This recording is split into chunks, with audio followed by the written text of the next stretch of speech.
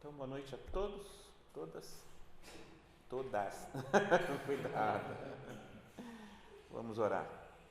Amado Deus, nós louvamos o Seu nome por mais essa oportunidade que estamos tendo de abrir a Tua Palavra, estudar a Tua Palavra e nos aperfeiçoarmos, Deus. Pai, te pedimos que nos capacite através da ação do Espírito Santo em nós, para que tenhamos clareza naquilo que vamos discutir e falar à luz da Tua Palavra. Que aqui não tenhamos nenhum intuito pessoal e que a gente não tire nada das experiências humanas, e sim, ó Deus, que tudo aqui que discutimos e falarmos seja fidedigno na Tua obra, Pai, daquilo que o Senhor deixou para nós através da Tua Palavra. Muito obrigado por mais esse dia, por mais essa oportunidade. Nos capacite e nos dirige em nome de Jesus Cristo. Amém. Olá, tudo bem, Silvinha? Bom, moças, hoje eu posso ficar sentado? Eu não vou conseguir, mas eu vou tentar. A gente vai falar um pouco aí sobre doutrina do homem e do pecado. Então, como vocês têm acompanhado aí nessas últimas aulas, nós adotamos um livro que a gente está seguindo esse livro para que a gente possa fazer todas as matérias desse livro e até no final a gente tenha um certificado, como se fosse um mini curso, né? Um diploma como um curso completo aí, básico de teologia. E através disso já tivemos aulas sobre a teoria de Deus Pai, não é isso? Tivemos uma aula sobre a teoria de Deus Filho, teoria do Espírito Santo também. Isso. E hoje nós vamos ter aula sobre teoria da doutrina do homem e do pecado. Na verdade, a doutrina do Deus Pai, doutrina de Deus Filho, doutrina do Espírito Santo, doutrinas do homem e do pecado. Olhando para esse livro, a base da doutrina do homem e do pecado está lá em Gênesis 1, 2 e 3. Então, quem lê Gênesis 1, 2 e 3, tem Gênesis 1, 2 e 3 de cabeça, tem essa visão. Então, o que eu trouxe aqui para vocês? Eu preparei algo extraído desse livro, lógico, né, um resumo do que eu li nesse livro, nesse período, e hoje nós vamos falar sobre a doutrina do homem. Ainda não vamos falar sobre pecado, ok? À medida que vocês forem tendo dúvidas ou querendo fazer algumas perguntas, por favor façam. Se eu não souber, eu pergunto para o João. Se o João não souber e eu não souber e ninguém souber, a gente estuda e traz na próxima aula. É assim que a gente faz, porque vai muito da interação que nós fizemos aqui, ok? Então a primeira pergunta que eu faço é: o que significa ser humano? Na visão de vocês, o que significa ser humano? Aí eu vou ficar Hã? Não é difícil. Vamos lá, um de cada vez, para a gente não ficar muito perdido aqui nas respostas. Pode falar, gente, aqui não tem certo, não tem errado, até que a gente defina na Bíblia o que é certo. Então não tem problema algum aqui de você... Nada é absurdo, porque é o que você está expressando do seu coração. E a gente vai trazer aqui uma realidade para que você, se estiver errado, à luz da palavra, tenha uma realidade na perspectiva bíblica. Então, o que significa ser humano? Então, você fala ser humano. Matéria, espírito, sentimento. Matéria, espírito, sentimento. Vamos entrar nesse ponto também. Um ser vivo. Um ser vivo. Sim. Um ser que não é divino. Um ser que não é divino. Um ser que foi criado, por Deus. Que é uma criatura criada por Deus, a imagem e semelhança de Deus. A imagem e semelhança de Deus. É uma espécie criada por Deus, a sua imagem e semelhança, para dominar sobre todas as outras espécies e todas as outras coisas criadas. Vamos assim, a partir da ideia do homem criado no seu sentido de criação. Então podemos ir, né? Eu trouxe aqui uma reflexão para que a gente possa entender isso, né, à luz da palavra. É muito importante que a gente tenha a visão correta de Deus. Então, O ensinamento bíblico sobre a humanidade começa da noção correta de Deus. Uma visão elevada e relevante de Deus conduz a uma visão nobre e digna da humanidade. Portanto, os seres humanos podem ser vistos como mais importância do que realmente são ou como menos importantes do que a Bíblia vê. Não definiu nada o que é ser humano ainda, né? E é exatamente isso. Por quê? Por que não definiu? Porque a gente precisa ganhar primeiro a perspectiva bíblica correta de Deus, da criação, para a gente entender quem é o ser humano. Então nós vamos para o próximo slide que diz assim: Deus criou o homem para ser alguém e não somente para ter coisas. Isso é do Diário da Fraternidade. E na próxima aula nós vamos falar sobre o pecado. O pecado é a declaração da independência do homem em relação a Deus. Então o que nós vamos ver? Nós vamos ver esses dois assuntos. Primeiro o homem, depois o pecado. Dentro dessa definição interessante, né? Deus criou o homem para ser alguém, não somente para ter coisas.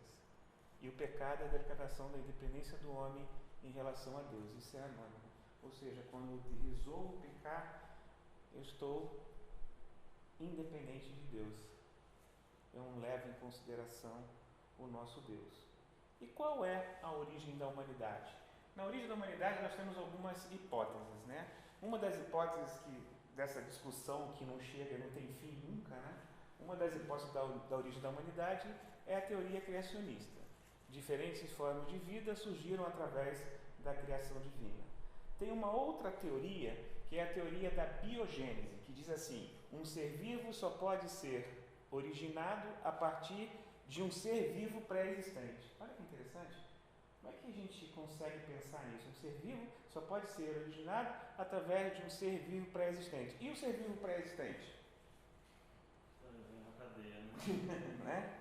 Até onde a gente vai chegar a isso, né? Tem uma outra hipótese que diz assim, a teoria da biogênese. Alguns tipos de materiais possuem um tipo de princípio ativo capaz de gerar vida. E isso são discussões assim homéricas, né? E ninguém chega a uma definição. Discute, não se chega a uma definição. E tem uma teoria que é a teoria de Oparin e Aldani, que a gente vai ver em seguida. Então, as principais hipóteses que nós temos hoje, atuais, são duas.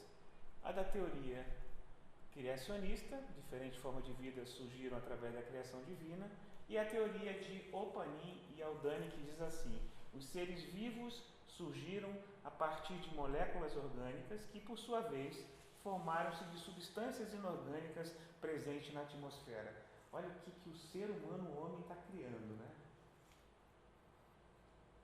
E como é que a gente entende isso, né? Como é que a gente entende da criação? Como é que a gente olha isso à luz da palavra? Em que hipótese dessa você se identifica?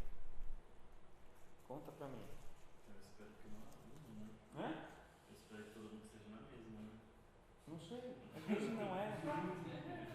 Às vezes não é. E aqui a gente tá, se não for, a gente está aqui para não escolher, mas para dizer qual é, né? Presente na atmosfera. Olha que interessante, um negócio inteligente, né? Eu vou mais por aqui. Ou da criacionista. Diferentes formas de vida surgiram através da criação divina. Ou seja, nós vamos lá na visão bíblica. Então, a visão bíblica começa, como eu disse, de uma afirmativa. Que Deus criou a humanidade, a mais importante obra que Deus criou. Marquinhos, Sim. só uma pergunta. Seria possível conciliar as duas visões? Você, no final dessa aula de hoje, você me diz sim ou não. E aí eu vou te fazer um desafio. Se você achar que deve, eu queria que você defendesse a sua tese. Não, é importante. É importante para a gente. O que é legal, não sei se. Bom, todos aqui passaram por sala de aula. O que é bom na sala de aula é isso, é criar essas discussões. Que a gente vai. E vai ter discussões que a gente vai ter que falar assim: opa, peraí, vamos segurar um pouquinho, vamos estudar um pouco para poder ver isso, né?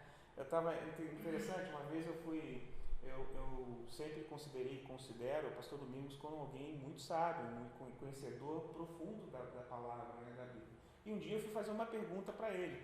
Falei, Domingos, isso assim, assim. Ele falou assim, Marcos, preciso ver e depois eu te falo. Eu falei, rapaz, se ele precisa ver e depois ele me fala, né? Como é que é isso? Mas é verdade, porque tem questões que a gente não consegue, né, na hora lembrar, inclusive, né, porque são tantas, né, que é bom você pesquisar para trazer uma resposta à luz da palavra, uma resposta. É sábio isso, inclusive, né? Então, no final você vai me dizer isso, né? Bom, existem duas formas de visão. Uma forma de visão, quando a gente está falando da afirmativa bíblica, da visão bíblica, é uma cronologia fechada. Alguém lê Gênesis 1, aí lê versículo 5, versículo 8 e versículo 13, por favor.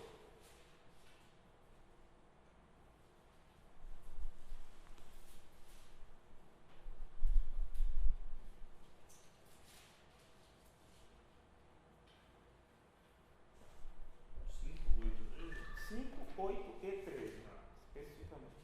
Deus chamou a luz de dia e a treva chamou a noite. Passaram-se a tarde e a manhã, e esse foi o primeiro dia. 8. Ao firmamento Deus chamou o céu, passaram-se a tarde e a manhã, e esse foi o segundo dia. 13. Passaram-se a tarde e a manhã, esse foi o terceiro dia. 3, 5, 8 e 13. Isso. É isso? Cronologia fechada. Ele citou algumas partes da criação. E a cronologia de maneira mais ampla, que quando você olha para Gênesis 1, que tem a criação do universo, e Gênesis 2, a formação do homem. Então, as duas visões, uma visão numa cronologia fechada e uma visão numa cronologia mais ampla. O que a gente precisa estudar? Essa visão na cronologia mais ampla. Que aí você vai ver a criação do primeiro ao sexto dia, e no sexto dia, o que aconteceu? Sétimo, sexto, né? Sétimo não, sétimo deu uma descansadinha, né? Então, como diz os versículos, o 6, Gênesis, vai estar em Gênesis 1, Gênesis 2, vamos ler Gênesis 2? Está melhor.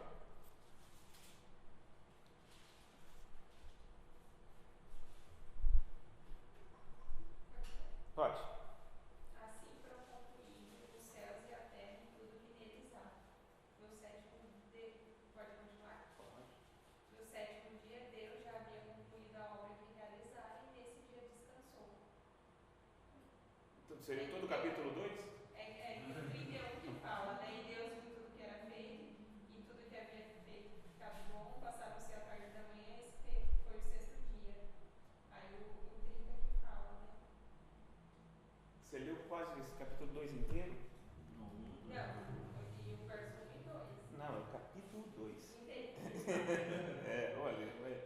Abençoou Deus o sétimo dia e o santificou, porque nele descansou de toda a obra que realizara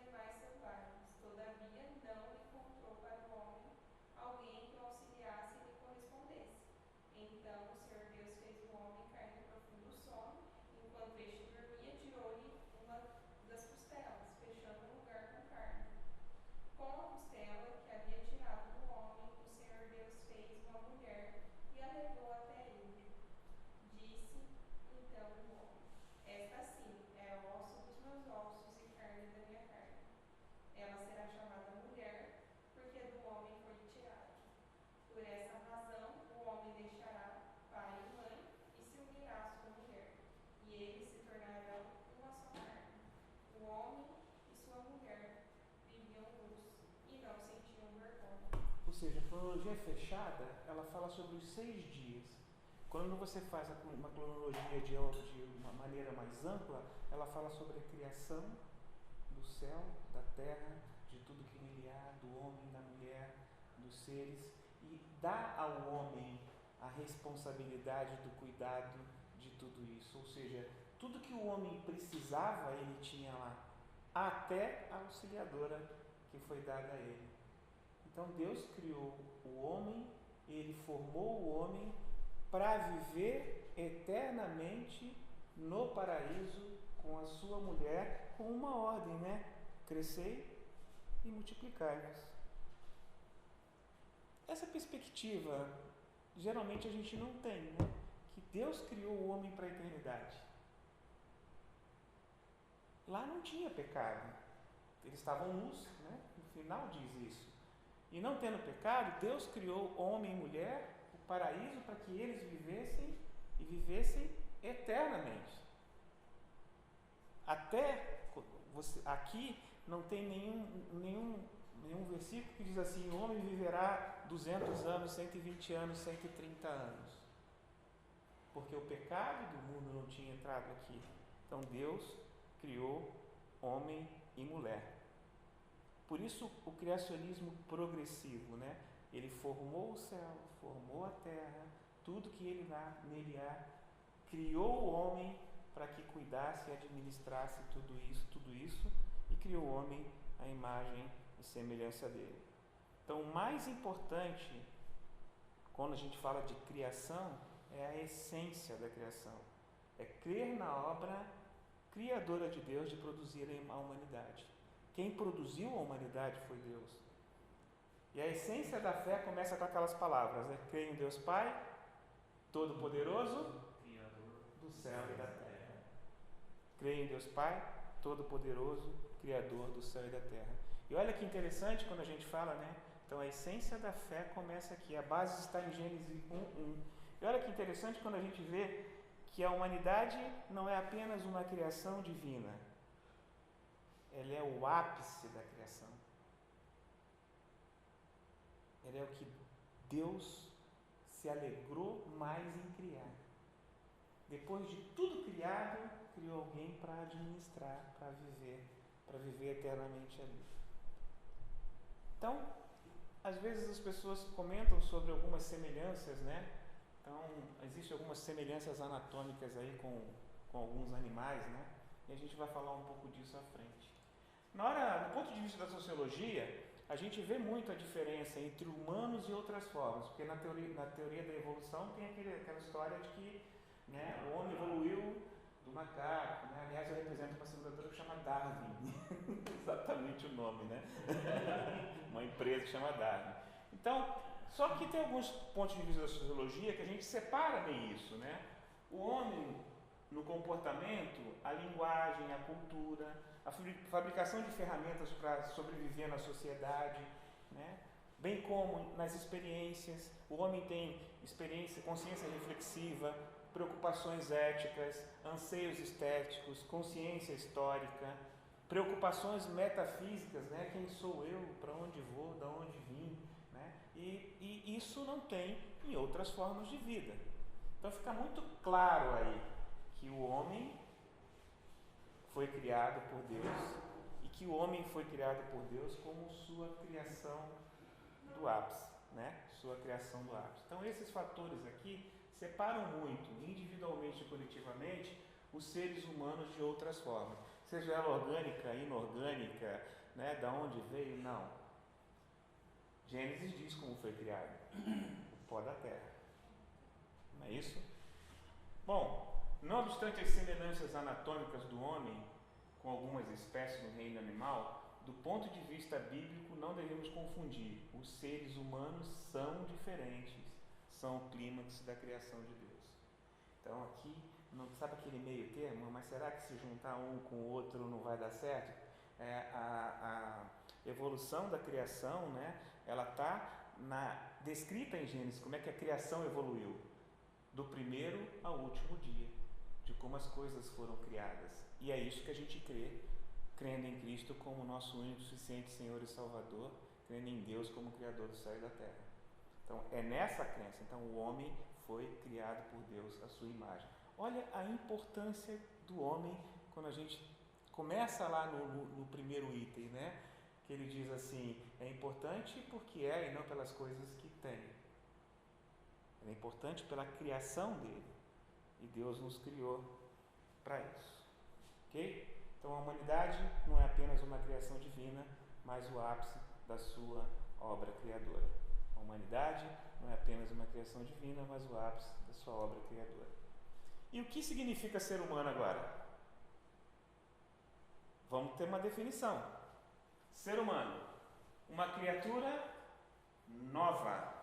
Ela foi criada do pó da terra, que Deus soprou o sopro da vida, para que ele se tornasse um ser vivo plenamente acabado. Quando a gente fala criatura nova, aqui ele não fez um ser para ir evoluindo com o tempo. Ele fez um ser novo, uma criatura nova, plenamente acabado e não em desenvolvimento, o qual ele soprou o sopro da vida. Esse é o ser humano. Uma criatura nova, que Deus soprou o sopro da vida e ele se tornou um ser plenamente acabado e não em desenvolvimento, aqui aquela teoria da evolução, né? Vai para o espaço, a qual ele soprou o sopro da vida. Esse é o ser humano. Então, o que é ser humano? É isso. Então, sabendo o que é o ser humano, mas quem ele criou? Vamos ver Gênesis 2:7.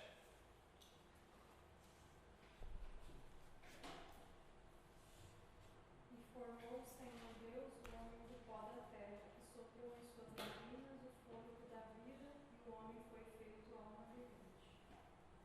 O homem foi feito alma vivente. Ele criou macho e fêmea. Ele criou o macho e depois a fêmea, seres humanos à imagem e semelhança de Deus. Ou seja, e deu ordem a macho e fêmea para que se multiplicassem. Então ele criou macho e fêmea para que se multiplicassem. A imagem e semelhança de Deus, eles foram criados igualmente. Igualmente. Lembra, o pastor Oscar pregou numa dessas, na série, um dia ele comentou exatamente isso. São iguais, porém com funções distintas. Então, homem e mulher são iguais, porque ele criou homem e mulher à imagem e semelhança dele. Eles são iguais, com funções distintas. E a gente identifica bem isso na palavra, qual é a função do homem, qual é a função da mulher. Aliás, homens, começa essa semana, amanhã, uma série sobre homens, né? Uma série, domingo, começa domingo uma série sobre homens. Amanhã não. Agora olha que interessante, ele fez uma distinção primária, e aqui a gente rebate várias coisas.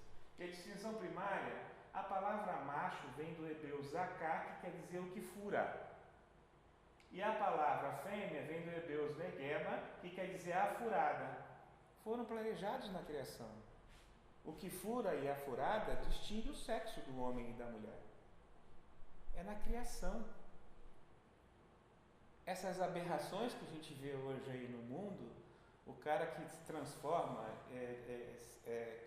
como é que eu falo quando arranca fora? Mutila, né? O cara que se mutila para transformar, fazer transformação do sexo, né? E uma série de outras coisas. Deus criou macho e fêmea. E criou macho e fêmea para que houvesse a possibilidade de reprodução, a possibilidade de criação, para que multiplicassem. E multiplicassem no Éden, multiplicassem para a vida eterna. Que até aqui a gente só falou de vida eterna, não é isso? Bom, agora vamos ler Gênesis 1, 20 a 28. Olha que declaração linda que tem em Gênesis. É surpreendente e tem relação direta com a humanidade. Sim. Então, no próprio Éden, eles iam se não tivesse acontecido o pecado, não tivesse entrado, haveria a multiplicação, eles iam se ali no próprio Éden? Sim. Você já tinha feito esse começo, você já tinha falado essa Sim. palavra lá atrás, né? Aí eu fiquei meio assim. A ordem de crescer e multiplicar-vos é desde o Éden. É lá e de lá que tem. Na Gênesis fala, Adão conheceu a Eva. Aí está falando, esse conhecer é de sexo mesmo. Então, Agora, assim, eles ficaram grávidos foi depois da queda.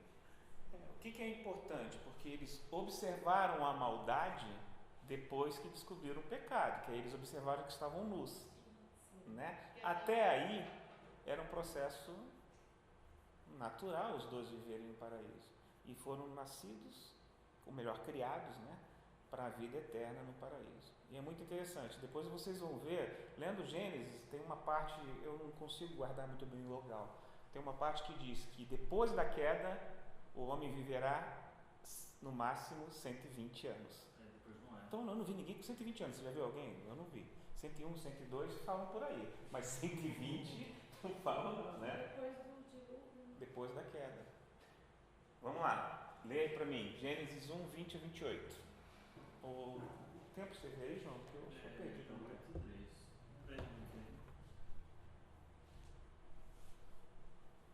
Pode ser? Quem vai ler?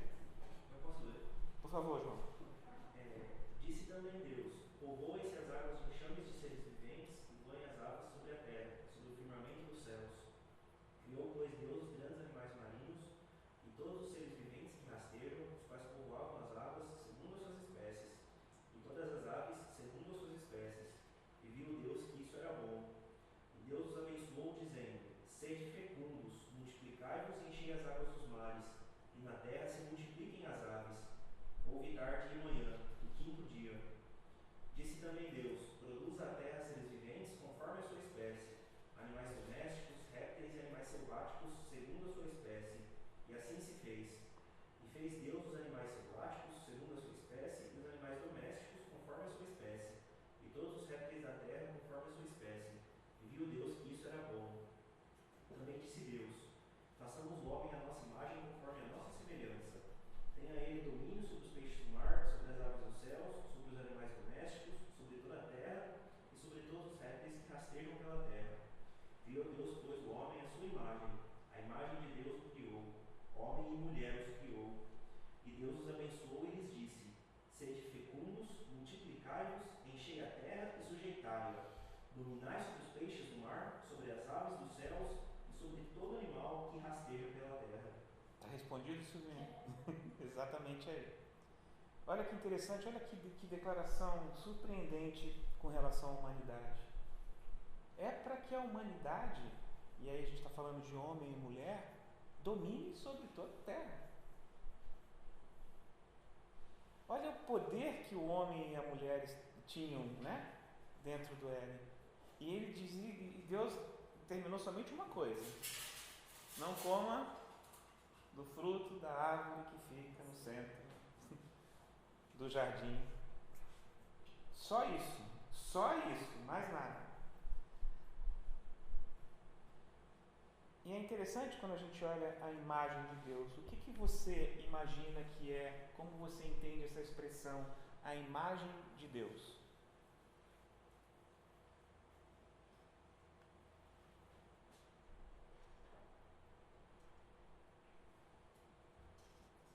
Mas podia que Deus tem igual que nós, perna, braço, mão. Seria a representação física, é isso? Agora lê lá para mim João 4:24. João, lê aí para mim, João 4:24. Um dos pontos que a gente poderia considerar a semelhança de Deus é que Deus fosse como o ser humano é. Braço, perna, nariz, olho, cabelo, barba, bigode ou não, né? O que diz em João 4:24? Deus é espírito e importa que os adoradores o adorem em espírito e em verdade. Opa! Então é física a imagem, Deus também é espírito. Ou com uma pessoa, com uma personalidade de Deus, dotado do seu intelecto, da sua vontade e de sensibilidade.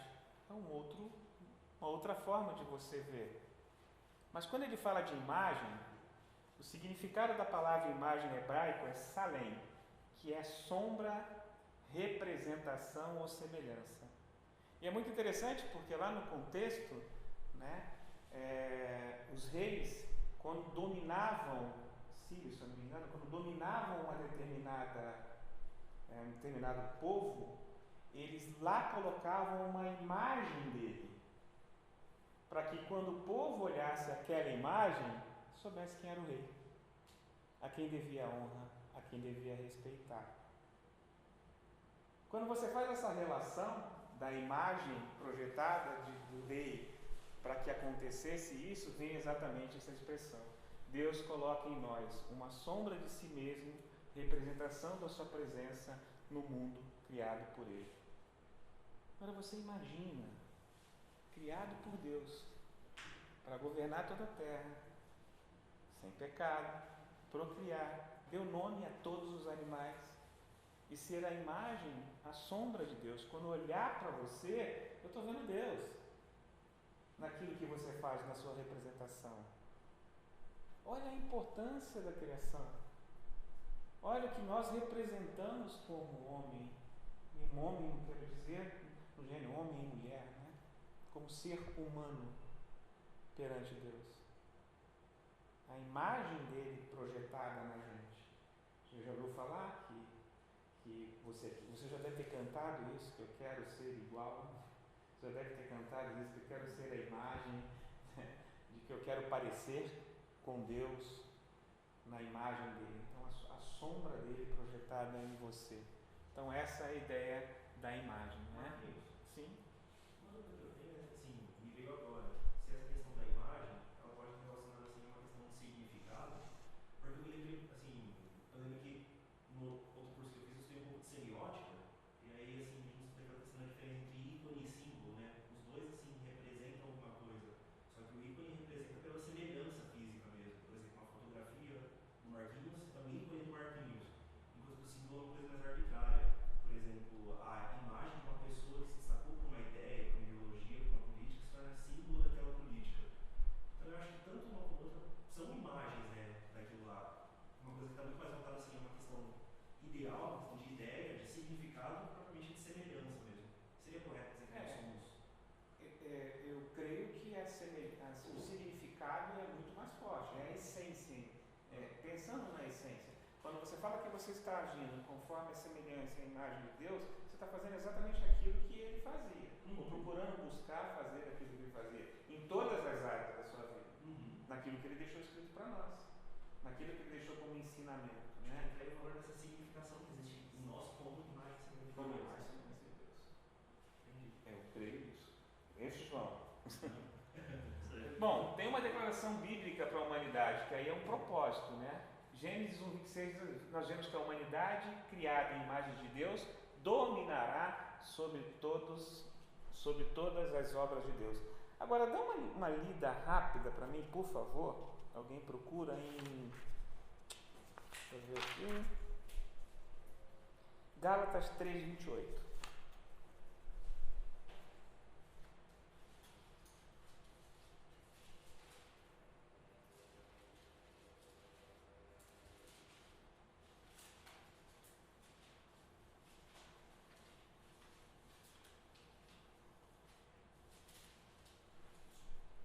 O que fala? Não há judeu e grego, escravo e livre, homem e mulher, pois todos são um em Cristo Jesus. Eu ouvi o que você falou, compreendi o que você falou, só que não consegui processar o que você falou. É porque eu estava procurando aqui, então eu vou ler junto com você para não ficar. Gálatas 3:28. Vamos lá. Alguém pode ler em português? Eu leio.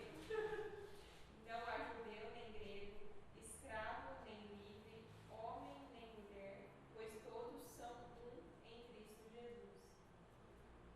E se vocês são de Cristo, são também descendentes de Abraão e herdeiros segundo a promessa. Olha que interessante, né? Quando a gente olha para esse texto, homem e mulher, tanto homem e mulher, eles se rebelam contra Deus, e tanto homem quanto mulher têm que suportar as consequências, e ambos são agraciados pelo sacrifício de Deus. São agraciados pelo sacrifício de Deus.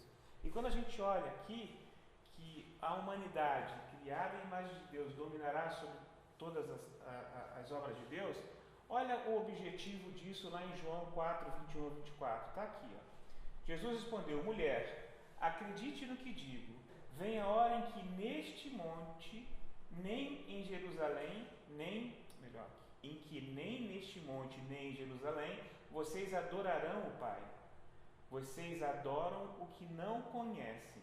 Nós adoramos o que conhecemos, porque a salvação vem dos judeus. Mas vem a hora, e já chegou, em que os verdadeiros adoradores adorarão o Pai em espírito e em verdade, porque esses que o Pai procura para seus adoradores. Deus é espírito, é necessário que seus adoradores o adorem em espírito e em verdade. Esse é o objetivo da criação de Deus, para que nós o adoremos em espírito e em verdade, cumprindo a sua palavra. Amém? Marquinhos, posso fazer um comentário aqui? Sim. Eu estava pensando nisso ainda depois que a gente leu o texto de Gálatas 2:1, uma coisa que o Mário falava na classe de integração sobre a própria ideia do casamento. Acho bacana que no capítulo 1 ele já fala, né, sobre a criação. Em um momento, só em uma tacada só, no capítulo 1 ele fala que Deus criou em homem e mulher. E eu lembro que o Mário falava muito de integração sobre essa questão do casamento como uma representação mais próxima que existe da própria unidade perfeita que existe na Santíssima Trindade, né? A gente vê aqui que Deus criou, aqui, pelo menos na tradução tá, versículo 26, depende disso, Deus façamos o homem. Então, sempre ouvi que isso remete à Trindade, né? Deus está fazendo em conformidade, o Pai, o Filho e o Espírito Santo, em perfeita harmonia. E ele criou o homem digamos, entidades distintas, né? O macho e a fêmea, mas que se completam numa perfeita harmonia, né? Então, eu enxergo também nisso uma imagem e semelhança de quem o próprio Deus é. Faz sentido ou estou viajando? Eu consideraria que, eu falaria de uma forma diferente. Eu falaria que Deus criou homem e mulher à sua imagem e semelhança com esse objetivo. Simples assim. Não fazendo parte da Trindade. Trindade é Pai, Filho e Espírito Santo. Né? Mas para que eles fossem a sua semelhança e o adorassem em espírito e verdade. Nesse sentido. Né? Porque senão a gente começa a colocar o homem, e aí é o problema, né? E aí foi o problema do pecado, o homem muito próximo ou igual a Deus. E não é isso. Deus é o Criador. O homem é a criatura. O homem foi criado para adorar o Senhor. Foi criado por Ele para isso. É que, assim, eu digo, da ideia que o Mário falava, que é essa questão da semelhança, né? Não uma coisa assim que se aproxima, mas uma coisa que representa. Mas é perigoso. Eu acho perigoso. Quando você coloca muito semelhante, você pode igualar. Né? E não é igualar. Agora, lógico, né? O complemento do homem e da mulher para servir ao Senhor como casal, procriar, multiplicar, é importante. Inclusive em Gênesis diz, né? Deixa o homem e a mulher, a sua família, se formam uma só carne. Mas aí já é a união de homem e mulher para esse objetivo.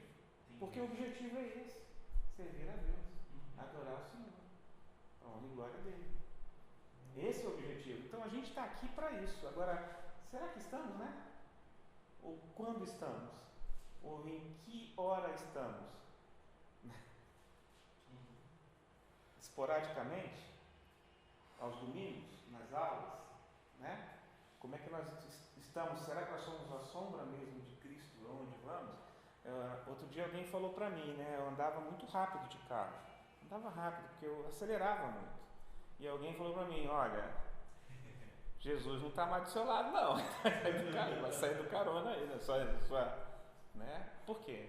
Eu estou andando acima daquilo que permite a lei. Eu preciso andar. Eu estou dando um exemplo de um cristão que obedece às leis e obedece a Cristo. Não estou dando exemplo. Não estou sendo a sombra dele, não estou sendo a imagem dele. Né? Não adianta dizer que os anjos protegem, porque os anjos já ficaram lá atrás. Né? Os anos? Os anjos protegem, os anjos já ficaram lá atrás. Né? Bom, agora nós vamos falar sobre a natureza da humanidade. E falar sobre a natureza da humanidade, a gente tem vários estudos sobre isso, né? E um dos estudos que diz o seguinte, que a natureza da humanidade, e a irmã comentou logo no início, né, o ser humano, ela é tripartite, espírito, alma e corpo. Lê Tessalonicenses 5:23, 1 Tessalonicenses 5:23. Nós vamos entrar nesse tema muito, não vamos discutir muito esse tema, não, porque não vamos discutir. Sabe por que nós não vamos discutir? Porque eu já vou dar já o motivo de não discutir esse tema. Eu até fico com medo, você colocou um negócio aí. Não, isso cria uma polêmica absurda, né? É tripartite, espírito, alma e corpo, ou é dúplice, material e imaterial. E aí você vai começar a olhar na Bíblia, porque vai aparecer respaldo para ambas as afirmativas, não vai? Só que a ênfase mais importante do que ser tripartite, dúplice, é a unidade do ser e não em quantas são as suas partes. É a unidade do ser. A unidade do ser. Ser é uma pessoa composta de propriedades físicas e não físicas.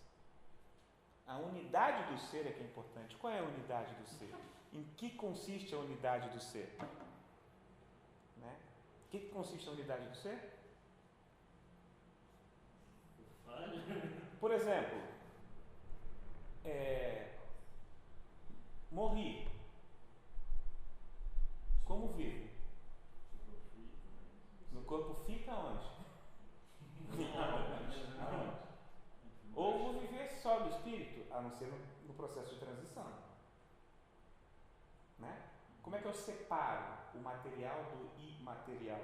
E é muito interessante, deixa eu ler aqui, a ênfase bíblica, a ênfase que a gente tem que dar é no ser humano integral. Aqui embaixo não olhei, é no ser humano integral. E aqui diz, o termo hebraico ruá, sopro, vento, espírito, e as palavras gregas pneuma, que é espírito, e psique, que é alma, se referem sempre à parte imaterial da pessoa, algo não menos real que a parte física. A visão estritamente material e física da humanidade é algo terrível, é algo incompleto, porque nós somos uma pessoa dependente do corpo físico para viver. No entanto, sou mais que um corpo, mais que carne. Quando meu corpo morrer, eu ainda viverei. Eu creio nisso, você crê? Eu creio nisso. Um dia viverei um corpo novamente, você crê nisso? Também creio. Por isso, na esperança de estado eterno, eu creio na ressurreição do corpo e na vida eterna. Amém? Amém. Então não tem discussão. É bipartite, tripartite, dúplice, sabe? Bipartite é dúplice, né? Que isso bipartite. Vai ter um monte de outras coisas assim. Ser humano integral, composto de propriedades físicas e não físicas, dependente totalmente de Deus. Essa é a ideia. E esse ser humano integral, o que aconteceu com ele? Um belo dia, lá no paraíso, esse ser humano integral pecou. Aquele ser humano, homem e mulher, criado para a eternidade, para governar no paraíso, ele pecou. E aí, lá em Gênesis 3, a gente vê aí o relato da queda. Mas antes de cair, acho que a gente vai ter que fazer um lanche, né? Isso, dá uma pausa de 10 minutos. 10 minutos? Então tá, vamos lá, João, 10 minutos.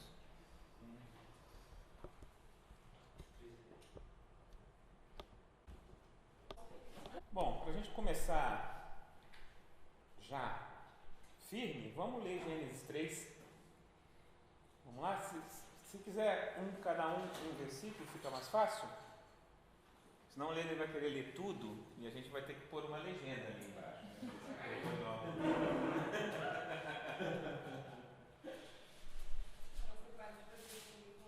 Não é ruim, não. Eu trabalhei só com espanhol. Eu fiquei 22 anos numa empresa que a matriz era na Espanha. Fui algumas vezes para lá. Escutar espanhol era direto. Essa perde a prática, né? Eu já estava até falando, eu fiz até o intermediário. Bom, a queda. Gênesis 3:1 diz assim: mas a serpente, mais astuta que todos os animais selvagens que o Senhor Deus tinha feito, disse à mulher: é verdade que Deus disse, não comam do fruto de nenhuma árvore do jardim? 2. fruto das árvores do jardim comeremos. 3. Mas do fruto da árvore que está no meio do jardim, disse Deus: não comereis dele, nem nele tocareis, para que não morrais. 4. Porque Deus sabe que no dia em que dele comerdes, se abrirão os vossos olhos e sereis como Deus, sabendo o bem e o mal. 6. 5, não? É, o 5 ela leu. Seis. É que o 4 era pequenininho, ela resolveu ler o 5, ficou certo. Então a serpente disse à mulher: é certo que vocês não morrerão. Aí, Porque Deus sabe que no dia em que dele comerdes, se abrirão os vossos olhos e sereis como Deus, sabendo o bem e o mal. 6. Quando a mulher viu que o árvore parecia agradável ao paladar, era atraente aos poros, além disso, desejável para dela se obter discernimento. Tomou de seu fruto, comeu e o deu a seu marido, que comeu também. 7. Os olhos dos dois se abriram e perceberam que estavam nus. Então juntaram folhas de figueira para cobrir-se. 8. Quando ouviram a voz do Senhor Deus, andavam no jardim pela viração do dia, esconderam-se da presença do Senhor Deus, o homem e sua mulher, por entre as árvores do jardim. E chamou o Senhor Deus ao homem e à mulher. O homem lhe perguntou: onde estás? Ele respondeu: ouviu a tua voz no jardim, e porque estava nu, tive medo e me escondi. Deus perguntou: quem lhe disse que você estava nu? Você comeu da árvore da qual ordenei que não comesse? 12. Então disse Adão: a mulher que me deste por companheira, ela me deu da árvore e comi. Olha, rapaz. E disse o Senhor Deus à mulher: por que fizeste isto? E disse a mulher: a serpente me enganou e eu comi. Olha só.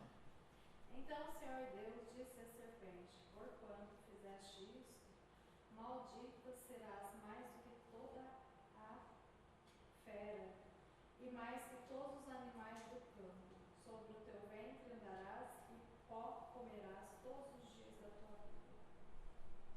Porém, inimizade entre você e a mulher, entre a sua descendência e os descendentes dele. Este ferirá a sua cabeça, e você lhe ferirá o calcanhar. Alguma mulher aqui gosta de cobra? Nem a pau. Olha aqui. 16. 17.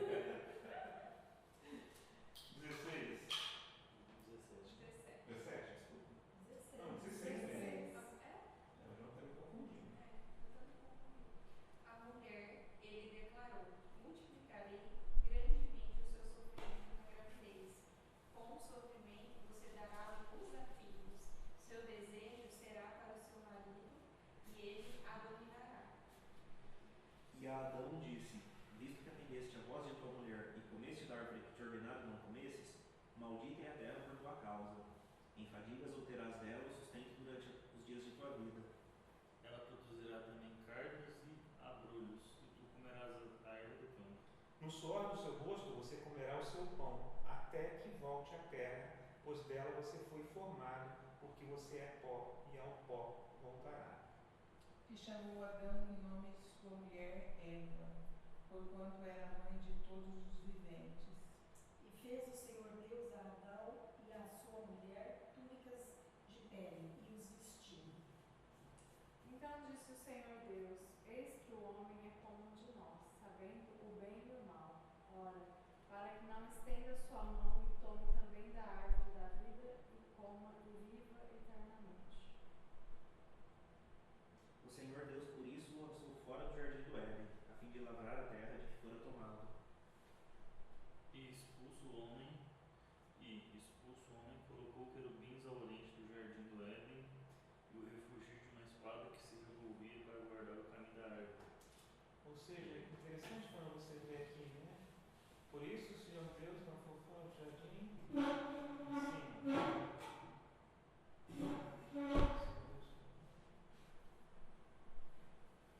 Eis que o homem se tornou como de nós, conhecedor do bem e do mal. É preciso impedir que estenda a mão, tome também a árvore da vida, coma e viva eternamente.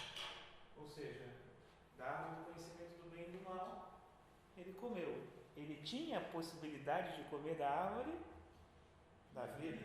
Deus o tirou e colocou anjos com espada fumejantes ao redor do Éden, ao redor do Éden, para proteger, para que ele não entrasse e comesse a árvore da vida eterna, fruto da árvore da vida eterna, porque senão ele teria vida eterna na terra. Daquele jeito. Daquele jeito. Daquele jeito em pecado. Então, essa história diz assim: nós temos o relato da queda, a história da depravação total, né? E é interessante quando você olha para a história da depravação total. O que você entende por depravação total?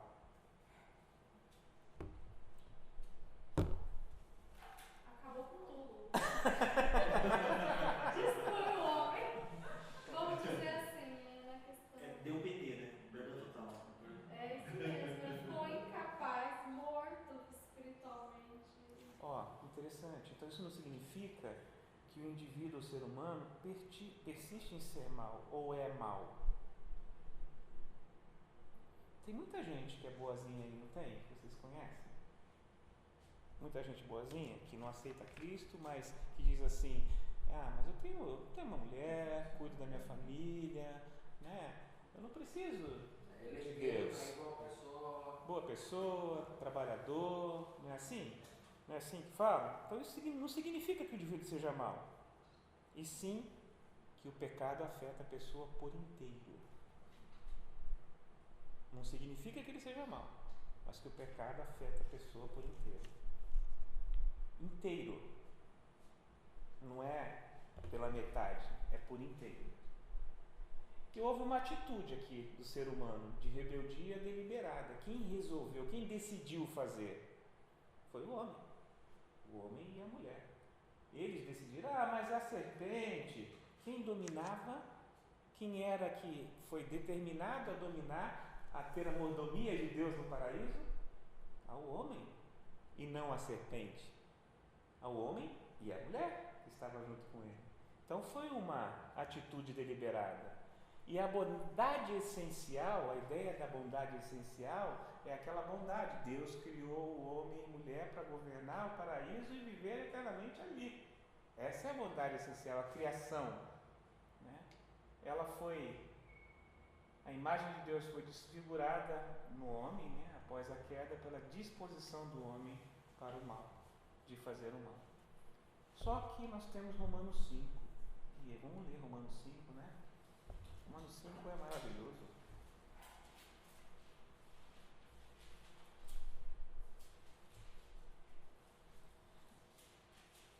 Existem algumas teorias, né? Deixa eu ver se está aqui. Tá aqui? Tá.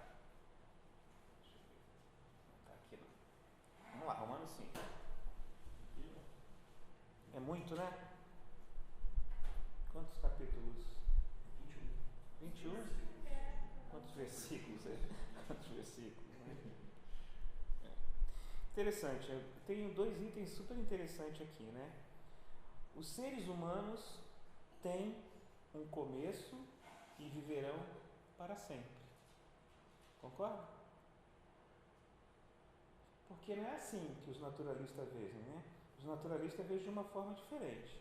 Tem uma origem, um destino e acerto de contas após a morte, e o fim natural da vida é morte, de repente.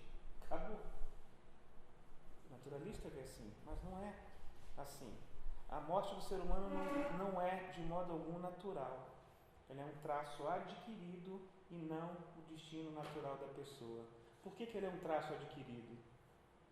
Diga. Não, pode ser que também um mistério, né? Porque realmente Deus não fez o homem para morrer, certo? Mas a mesma vez ele não comeu do árvore da vida, porque o árvore da vida era que ia dar a eternidade.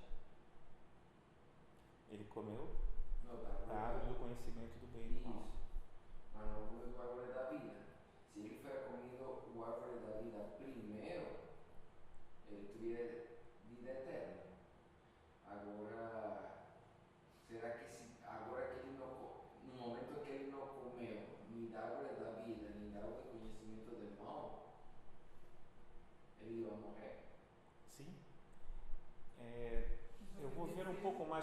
inocente, ele já morreu, né? Porque desobedeceu. Desobedeceu. Eu estou falando, Deus criou ele, passou um tempo e ele comeu do árvore do bem e do mal, certo? Ele não comeu do árvore da vida primeiro. Ele nunca chegou a comer do árvore da vida. Se ele fora comido dele, ele viveria eternamente. Agora, em esse espaço onde ele foi criado e ele comeu do árvore do conhecimento do bem e do mal, em essa temporada ali, ele era um homem que estava propenso a morrer. Não, ele foi criado para a eternidade. Ainda Ele só não foi eterno porque ele comeu da árvore do conhecimento do bem e do mal. Criado para a eternidade. Mas em esse momento que ele não comeu, Foi criado para a eternidade. Porque Ele essa foi hora criado para a que eternidade. depois ele morreu. Ele foi criado para a eternidade. E aí tinha a árvore do bem e do mal e a árvore da vida. isso. E Deus falou o que para ele? Não comeu. coma de quem? Bem do mal. Da árvore do bem e do mal. Foi exatamente onde ele foi comer. Exatamente pela desobediência. Né? E por... Se ele tivesse comido da árvore, Da vida dele. era do mesmo jeito, não ia mudar nada. Só que quando Deus viu que ele comeu da árvore do bem e do mal, ele falou: opa, você é pecador. Você não vai mais comer da árvore da vida. Vou te tirar do paraíso para que isso não aconteça. Porque se deixa, come.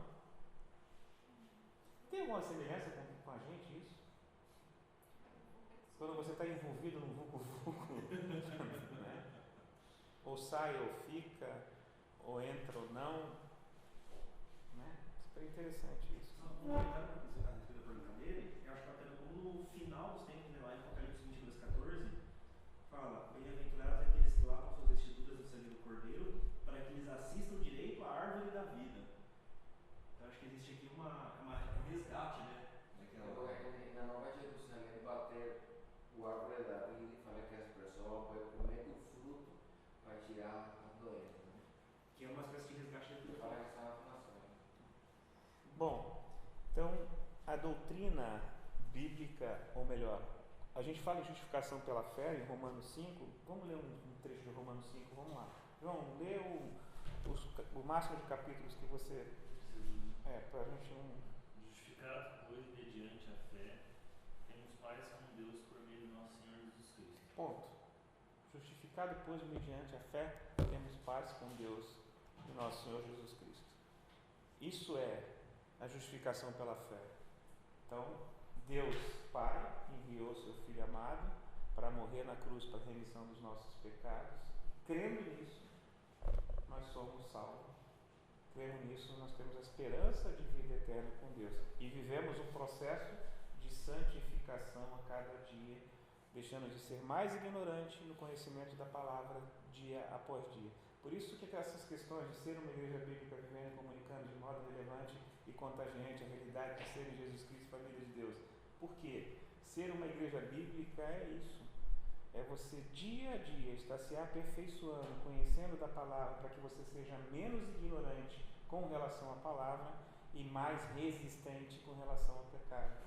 E se ainda assim pecar, volta, arrepende, confessa e abandona o pecado. Que a gente fala de pecado na nossa próxima conversa, né? Então, os seres humanos, criados bons por Deus, tornaram-se maus por vontade própria, mas pelo poder de Deus, pela graça dele, pode-se recuperar o bem novamente. Jesus, um novo Adão no modelo que ele ofereceu, que substituiu o modelo antigo. Totalmente substituído o modelo antigo, né? E qual é o nosso destino? Vamos lá. Qual é o nosso destino? Em Gênesis 3 diz assim: os seres humanos têm um começo e viverão para sempre. É isso? Isso dizem os naturalistas. É isso? Não. Isso diz os naturalistas. Não? Não. Isso diz a Bíblia.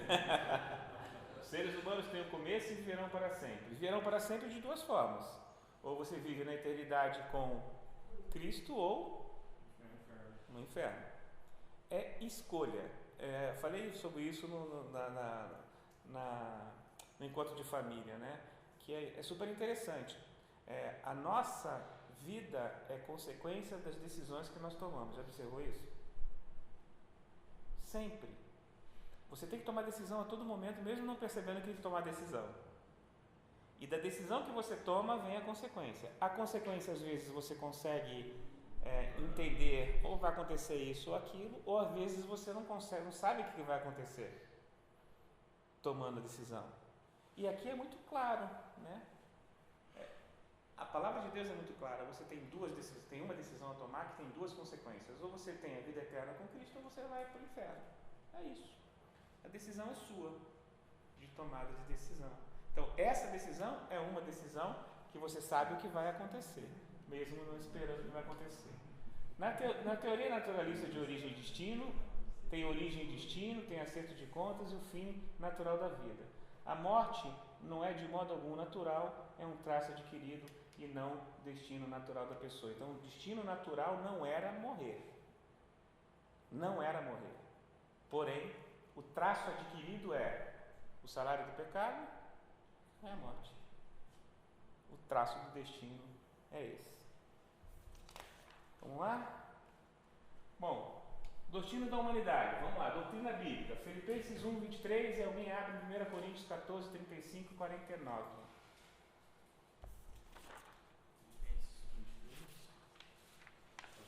Aquela visão naturalista, agora nós vamos ver a visão, pode. Ora, de um e outro lado estou constrangido, tendo desejo de partir e estar com Cristo, o que é incomparavelmente melhor. O que é incomparavelmente melhor. 1 Coríntios 15, 34 e 49, 35 e 49. É 34, viu? Eu acho que é 14. Acho que é o 15. Se o 14. É 15, 34 e 49, desculpa. É 15 e 34 e 49, tá tudo diferente ali. 15, 34 a 49. Ah, é aqui? Eu gosto do de Coríntios. Vamos lá. 34, tá? Tornai-vos na sobriedade, como é justo, e não pequeis, porque alguns ainda não têm conhecimento de Deus. Isto digo para a vergonha nossa. Mas alguém dirá: como ressuscitam os mortos? E em que corpo vem? Insensato. O que semeias não nasce se primeiro não morrer. E quando semeias, não semeias o corpo que há de ser, mas o simples grão, como de trigo, de qualquer outra semente. Mas Deus lhe dá corpo como lhe aprouve dar, e a cada uma das sementes o seu corpo apropriado. Nem toda carne é a mesma, porém uma é a carne dos homens, outra dos animais, outra das aves e outra dos peixes. Também há corpos celestiais e corpos terrestres. E sem dúvida, uma é a glória dos celestiais e outra dos terrestres. Uma é a glória do sol, outra a glória da lua e outra das estrelas. Porque até entre estrela e estrela há diferença de esplendor.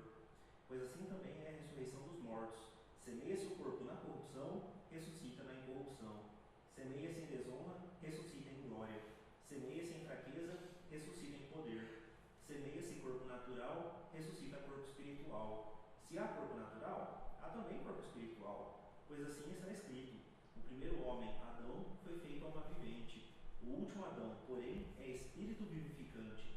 Mas não é primeiro o espiritual e sim o natural, depois o espiritual. O primeiro homem, formado da terra, é terreno. O segundo homem é do céu. Como foi o primeiro homem, o terreno, tais são também os demais homens terrenos. E como é o homem celestial, tais também os celestiais. E assim como trouxemos a imagem do que é terreno, devemos trazer também a imagem do celestial. A morte do ser humano, então, é um destino, é um traço adquirido e não um destino natural. E os que conhecem a Cristo irão estar com Ele quando seus corpos morrerem. Isso que diz em Filipenses 1, 23. E também anteciparão assim a ressurreição do corpo para a vida eterna do porvir, como está escrito em 1 Coríntios 14, 15, 34 a 49. Esse ensinamento é bastante indigesto para o mundo, não é? Não é bastante indigesto para o mundo? Muito indigesto, né? Você fala assim, rapaz, assim, é seco mesmo, né? Você tem a decisão a tomar. Ou você vai viver a vida eterna com Cristo, ou você vai para o inferno. Difícil, né? O pior Indigesto? Eles falam assim, com a maior naturalidade. Eu vou no inferno, eu sei que eu vou condenado, com a maior naturalidade. Não precisa uma iluminação do Espírito Santo para entender isso. Olha aqui o que diz Hebreus 2, 14 e 16. Visto, pois, que os filhos têm participação comum da carne e sangue, também Jesus, igualmente, participou dessas coisas para que, por sua morte, destruísse aquele que tem o poder da morte, a saber, o diabo. 16. Pois ele, evidentemente, não socorre anjos, mas socorre a descendência de Abraão. Para quem Jesus veio? Para os seres humanos, que Deus preparou. Foi para os seres humanos que Deus preparou a obra que levou à encarnação de seu Filho eterno, Jesus Cristo, que permanece para sempre como Deus homem após sua morte, ressurreição e ascensão ao céu, e vai voltar para nos buscar em nome de Jesus. Amém.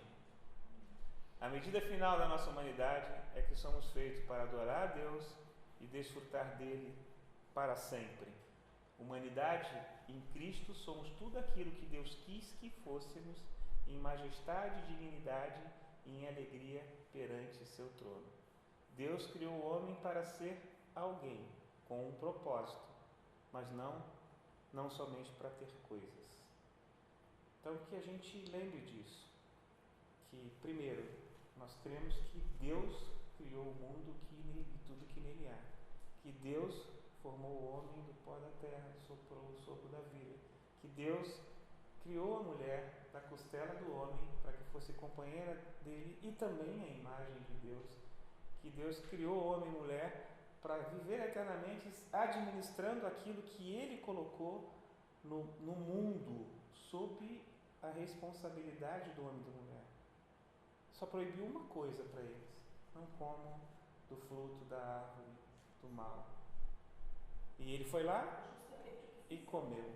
E por ele ter comido disso, entrou o pecado no mundo. Para ele não comer a árvore, o fruto da árvore da vida eterna, Deus o tirou do paraíso. E tirando do paraíso, aí vem as várias alianças que foram feitas, né? Até que veio Jesus Cristo como homem, que viveu entre nós, não pecou, morreu na cruz, levou nossos pecados, e crendo nisso, pela graça, nós somos salvos e vivemos um processo de santificação, de aperfeiçoamento, até que um dia Ele volte e nos resgate para a vida eterna. Amém? Amém. Semana que vem eu vou mandar para vocês os slides. Semana que vem tem alguma pergunta, algum comentário? Acho que era isso hoje. Na semana que vem a gente fala especificamente, semana que vem não, dia 15, a gente fala especificamente sobre o pecado. Eu vou tentar fazer o slide